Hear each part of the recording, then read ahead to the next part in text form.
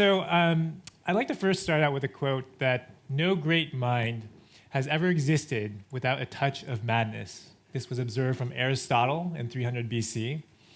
And I think this observation probably has been noted even beforehand, before Aristotle. But to what extent do we actually know that madness and genius are related? I'll touch a little bit on this today. But first, I'd just like to do the flip side of this. If you're mad, it doesn't mean that you're a genius. So this is encapsulated with my favorite cartoon. Calvin says, "I'm a genius, but I'm a misunderstood genius." Hobbes says, "What's misunderstood about you?" And Calvin says, "Nobody thinks I'm a genius." And so today I'm going to dispel some myths about mental illness. And the first three out of a long list, and I'll only spend time today on the third point, but the first two is that mental illness, one myth is mental illness is caused by bad parenting. We know that the data suggests that most diagnosed individuals actually come from good families. The second myth is that the mentally ill are violent and dangerous. The data, again, suggests otherwise. Most mentally ill people are actually the victims, not the perpetrators. And today I'll spend more time on on the myth that people with a mental disorder are not smart, or they're not capable of having a successful career, or even a brilliant career. Again, the data suggests that people with mental disorders have average to above average intelligence. And so I'll just highlight just a few quote-unquote geniuses. Edgar Allan Poe on the left, eminent poet in the 19th century. Van Gogh, he killed himself around when he was about 40. He suffered from bipolar. He had immense periods of prolific productivity when in his manic stage, when he had lots of energy, feeling like he was invincible and vulnerable. But he also succumbed to periods of depression and suicidal thoughts, which led to his eventual death. Then we've got Van Gogh, everybody should know, the guy who cut off his left ear. He also suffered from a lot of depression. He coped with drinking, and finally he succumbed when he was 37 with self-inflicted gun wounds. And we've got Sylvia Plath, one of the eminent poets of the 20th century. She also had a very long history of depression, and she killed herself when she was 30. Finally, we've got John Nash. Perhaps some of you might better know the movie A Beautiful Mind. Russell Crowe plays John Nash. He founded a branch of mathematics known as game theory and won the Nobel Prize for that. And so today I just want to talk more about mental illness and sort of destigmatize it so that people have compassion for some of these individuals. And so as a neuroscientist, I study this 3-pound piece of meat, this biochemical, electrical, I think a fascinating organ. Just to tell you a little bit about some of its complexity. Your brain has 100,000 miles worth of blood vessels. It can go around the world 4 times over. You have 100 billion neurons, and each one of those neurons contacts another 1,000 neurons. So it's a remarkably complex organ.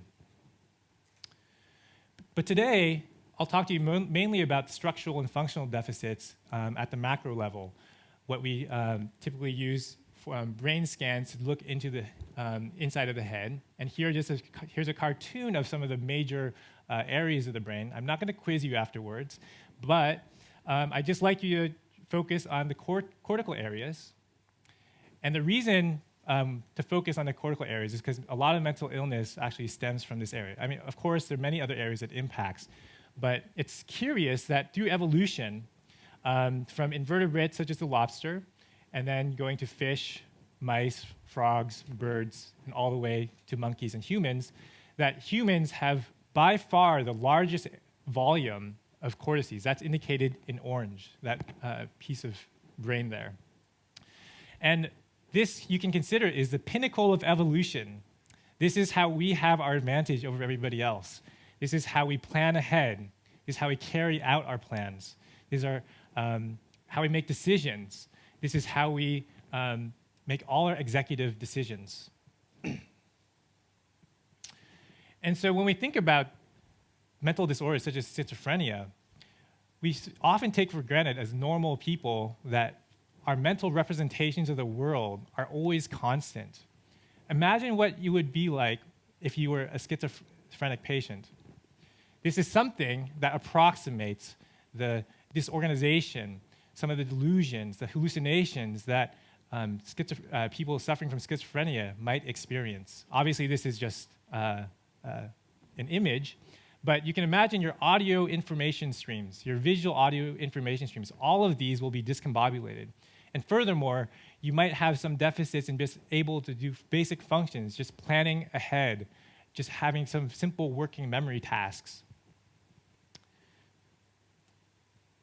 And so in our community, today I'll just focus mainly on schizophrenia, but there's also mania, depression, and many other mental illnesses. I'll touch upon mania and depression just a little bit. But I just want to make one statement first. I'm not going to back it up. These disorders can affect persons of any age, race, religion, or income. It affects everybody. And today I hope to convince you that mental illnesses are not the result of some personal weakness or some lack of moral fiber, or that you had a poor mom or bad dad. It affects all of us. And so you might be asking, why should you care? The World Health Organization has identified schizophrenia as one of the 10 most debilitating diseases affecting human beings. So I hope that by giving you some biological, physical, and genetic evidence to suggest that this is a real illness, that this will come to an understanding of mental health issues that will bring awareness to our communities and help bring these individuals along. So the first bad news is there is no one cause of schizophrenia. However, the data suggests that there's biological, environmental, and genetic factors. There's currently no reliable way to predict whether one will develop schizophrenia or not. However,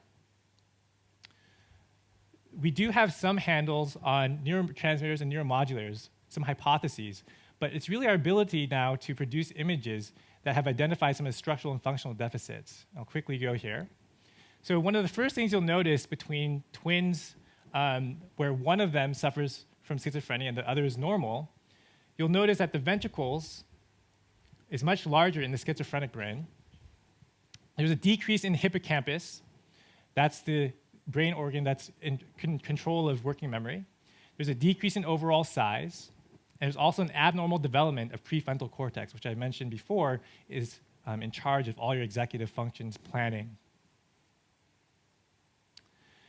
And so the other phenomena that clinicians have noticed is hypofrontality. And so this is, you can just think of a heat map where the warm colors indicate lots of brain activity, and green are cooler colors as low brain activity. So we have a pair of twins, one on the right side. This is the unaffected twin. On the left side is the schizophrenic twin. And what you'll notice is in the frontal area, you have much lower activity. And this is thought to account for some of the inability of schizophrenic patients to organize their thoughts, to properly temporally bind all the information that they need to properly execute whatever actions they have planned. The other interesting thing to note is people who are schizotype, this is a milder form of schizophrenia, they also exhibit these same symptoms. And when you give them tests of creativity and originality, they actually score very high. And one thought for this is because schizophrenics and schizotypes tend to be unable to filter their information, they're able to hold lots of information in their head. A lot of the normal people, they will cut out all the unnecessary information. When you recombine them, just like that image, you can see that there's a lot of substrate for them to recombine details or ideas into new forms that many of us won't be able to. And so just as a small trivia, we all know that the brain has two hemispheres. The left side is analytical, the right is a creative. And anecdotally, and also studies suggest that men process information primarily from the left side of the brain, and women tend to use both sides. And I can say from personal experience, my wife, she can drive the car, she can brush her teeth, do her makeup, and do everything, whereas I myself can barely chew gum and walk at the same time without tripping over myself. And one of the reasons people think is that there's this brain structure called the corpus callosum, which connects the left side and the right side. And this relay allows more information and allows women, presumably, to be somewhat more creative, also to multitask. So in terms of what we know about from the data I've given you, are these the causes or are these the symptoms of schizophrenia? I would argue that these are more actually the symptoms.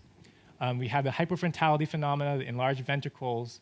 We've got some ideas about dopamine and neurotransmitters, but we really want to understand the genetics of this. And so one of the cleanest ways to do this is to do adoption studies of twins where it's a natural experiment where you're disassociating the genetics from the environment. So in these identical twins, if you have one twin that has schizophrenia, what's the likelihood that the other also has schizophrenia? It turns out that in identical twins, it's only about 50%. And that's somewhat striking because if you assume that it's a purely genetic disease, it should be 100%. And so what this is telling us is this is sort of a messy, gray area. It's not a black or white issue.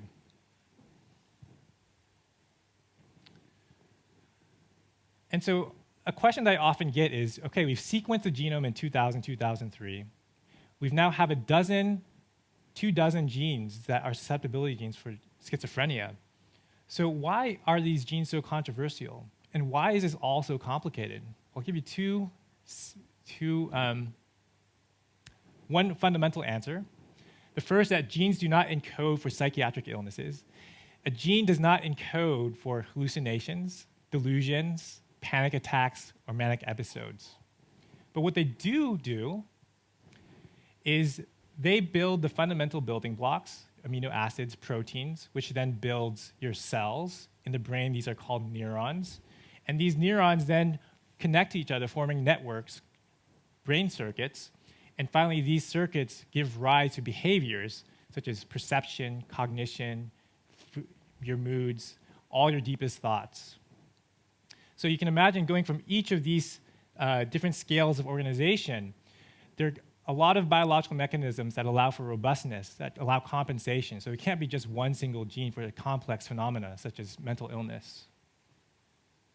The other piece of it is there's genetic complexity.